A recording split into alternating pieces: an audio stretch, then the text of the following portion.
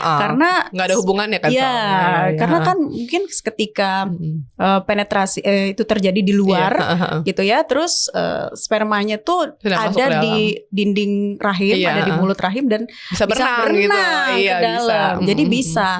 Tapi ketika sudah hamil ini juga perlu konsultasi lagi. Jangan sampai menimbulkan masalah baru gitu loh. Benar. Yang jelas akan lebih sulit untuk melahirkan normal dengan kondisi si vaginismus itu ya, Bi ya. Oke. Nah, itu yang perlu kita ingat ya sebagai perempuan atau mungkin pasangan yang menderita vaginismus. Nah, happy sekali kalau kita ngomongin masalah ini supaya juga dari mereka banyak yang merasa terbantu dengan edukasi kita. Nah, Bi, boleh dong ditekanin lagi soal menjalin komunikasi yang tepat bagi pasangan yang sudah punya anak itu tadi ya. Supaya lebih hot gitu.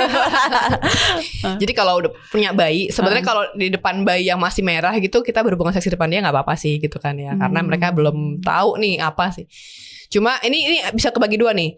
Bisa untuk pasutrinya bagaimana tetap berhubungan seks yang bergairah setelah punya anak. Bisa juga untuk anaknya bagaimana berhubungan seks tapi nggak ketahuan sama anak. Karena ke depan nih itunya, psikisnya ke depan ya. Betul. Nah, kalau punya anak banyak banget yang bilang ya, aduh aku gimana nih, susah nih, anakku 3 masih tinggal di rumah mertua, nggak ada kamar gitu kan ya. Kan ada Oyo. Aduh.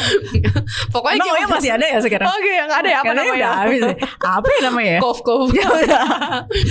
Pokoknya jangan sampai berhubungan seks di depan anak yang sudah bisa udah ada awarenessnya, yaitu di atas setahun lah. Itu jangan. Jadi kalau gimana pun caranya, mungkin di mobil, pokoknya gimana pun. Fantasinya ngeri juga nih narasumber kita yang sekarang. Pokoknya memang kalau punya anak jadi lebih tricky karena susah nemuin waktunya. Baru mau masuk tahu-tahu anak nangis gitu kan, Nah, susah nemuin waktu, susah nemuin lokasinya, tempatnya, susah foreplaynya.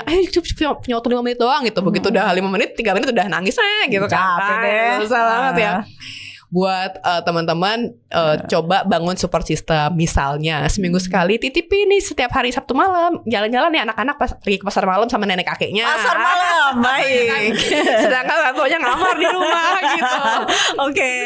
Pokoknya sejam lumayan lah ya pasar malam ya. Bisa berkali-kali kan, berkali-kali naik wahana maksudnya. Aduh, wahana yang mana nih? Jadi mendidik dan juga mendadak. Benar juga. Mendadak mendidik ya, sama-sama enak, sama-sama senang semuanya gitu ya.